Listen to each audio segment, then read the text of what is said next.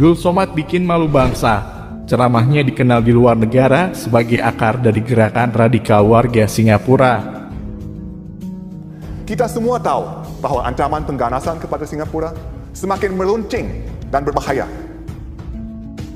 Ternyata Singapura sudah lama memantau UAS. Ceramah-ceramahnya kemudian masuk di dalam radar sebagai orang yang meradikalisasi pikiran. Jangan katakan harakah intihariyah, tapi katakan harakah istishhadiyah. Harakah intihariyah, gerakan bunuh diri. Itu pers barat yang mengatakan. Yang betul adalah harakah istishhadiyah, gerakan mati syahid. Mereka menganjurkan amalan dan adat yang boleh membawa padah kepada Singapura. Zaman sahabat Nabi pakai pedang, zaman sekarang tak pakai pedang. Letupkan, ledahkan, mati syahid. Kami memantau perkembangan ini. Pendakwah asing pernah dilarang masuk ke Singapura. Ada pendakwah beragama Islam, ada beragama lain. Mudah-mudahan ini menjadi hikmah dan pelajaran, khususnya bagi Indonesia, yang hari ini masih sangat longgar bagi penceramah-penceramah yang suka memecah belah, yang suka menghina, yang suka menghujat agama lain, bahkan budaya-budaya di tanah Nusantara ini.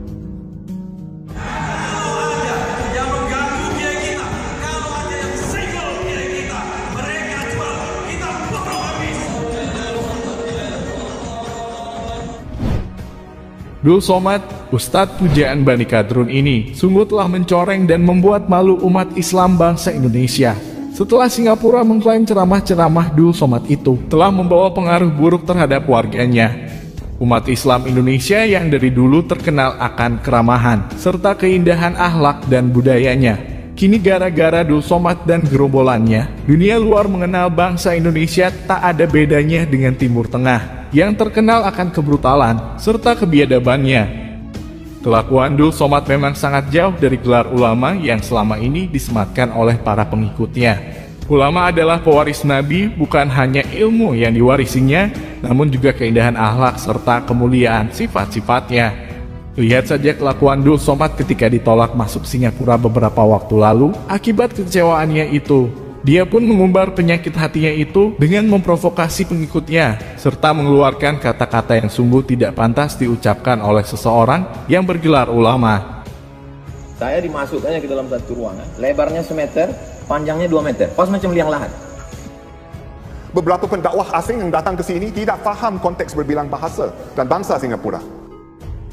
Pikir saya negaranya ini kan kecil, kencing kita sama-sama di Indonesia ini diarahkan pipanya itu tenggelam deh. Negara kita adalah sebuah negara berbilang agama. Penganut semua agama bersikap pragmatik dan bertolak ansur agar kepentingan umum terjaga. Untuk UAS khususnya, introspeksi diri, sadar diri, perbaiki ucapan-ucapannya, itu yang paling penting. Mereka ini kan sebetulnya pendatang. Datang dia tak bisa makan dia di negerinya kan. Dari pernyataan-pernyataan Dul Somad yang begitu mengedepankan ungkapan sakit hatinya, yang telah menjelma menjadi kebencian yang dalam, yang telah merasuki jiwanya. Tidakkah umat Islam yang tersesat dalam gerombolan Bani Kadrun itu bisa membuka mata hatinya tentang kapasitas Dul Somad sesungguhnya sebagai seorang ulama? Ulama adalah pewaris Nabi, dan Nabi sangatlah bersih dari penyakit hati berupa benci, kecewa, dan dendam seperti yang diumbar oleh Dul Somad di media. Sekecewa dan sebenci apapun Dul Somad dan gerombolannya kepada Singapura, Singapura jelas bukan tanpa alasan menolak masuk Dul Somad ke negara itu.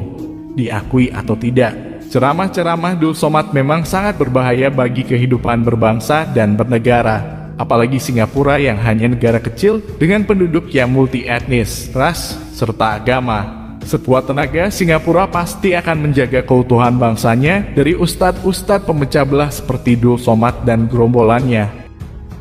Masyarakat Islam dan bukan Islam bekerja sama untuk memperteguh perpaduan dan kefahaman silang agama. Negara kita adalah sebuah negara berbilang agama. Penganut semua agama bersikap pragmatik dan bertolak ansur agar kepentingan umum terjaga. Somad dikenal menyebarkan ajaran ekstremis dan segregasi yang tidak dapat diterima di masyarakat multiras dan multi agama Singapura. Jangan katakan bom bunuh diri.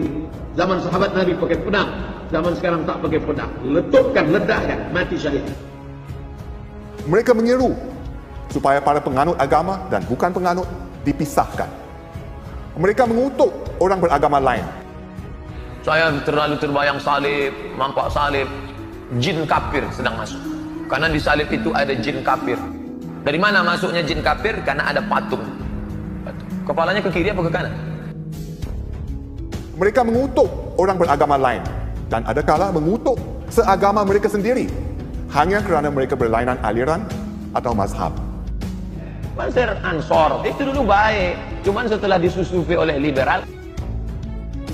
Hakikatnya, kita hidup bersatu padu walaupun kita tidak serupa. Bak kata pepatah, kuat lilit kerana simpulnya. Kuat lilit karena simpulnya. Begitulah ungkapan Perdana Menteri Singapura yang begitu menjaga bangsanya dari benih-benih perpecahan yang disebarkan oleh Dul Somad dan gerombolannya. Seandainya Dul Somad memang orang yang alim dan mengerti ajaran Islam yang rahmatan lil alamin, tentu Dul Somad bisa introspeksi diri dikala mendapat penolakan oleh Singapura, bukan malah memprovokasi pengikutnya dan mengumbar kebencian akibat sakit hatinya di media. Dul Somad harusnya sadar diri karena memang jelas ceramah-ceramahnya selama ini sangat berbahaya dan bisa menimbulkan perpecahan suatu bangsa. Hal ini bukanlah omong kosong belaka, karena memang dari ceramah-ceramah Dul Somad bisa menginspirasi seseorang untuk melakukan tindakan radikalisme, bahkan terorisme. Menteri Dalam Negeri Singapura merilis berita mengklaim bahwa mereka sudah lama mengintai UAS.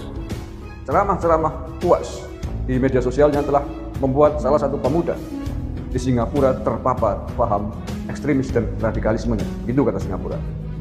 Di Singapura, kita juga memberkas beberapa individu yang telah menjadi radikal. Remaja yang tidak disebutkan identitasnya itu disebutkan menghabiskan waktunya menonton ceramah agama UAS melalui kanal YouTube. Dia kemudian tersebut perlahan tapi pasti semakin meyakini bahwa bergabung dengan kelompok milisi dan meninggal sebagai pelaku bom bunuh diri akan mengantarkannya ke surga. Dan pemuda berusia 17 tahun itu kemudian ditangkap oleh pemerintah Singapura karena sepakat dengan ajaran yang pernah disampaikan UAS, yakni mengatakan bom bunuh diri sebagai sebuah jihad atau mati syahid. Menteri berusia 63 tahun itu menegaskan pihak berwenang Singapura akan langsung mengambil tindakan tegas, menahan dan memenjarakan siapapun di negara kota itu yang mengucapkan hal-hal dari ajaran UAS. Yang jelas, pemerintah harus tegas dan konsisten terhadap semua agama demi mempertahankan keharmonian agama kita. Ketegasan Singapura dalam menjaga bangsanya dari ancaman perpecahan yang disebarkan oleh manusia-manusia pemecah belah mengatasnamakan agama harusnya dapat dicontoh pemerintah Indonesia yang selama ini sangat membiarkan gerak-gerik manusia-manusia pemecah belah itu, sehingga mereka pun begitu mudah meluaskan pengaruhnya dan akhirnya memberikan pengaruh buruk terhadap kehidupan sosial anak bangsa. Bagaimana menurut Anda?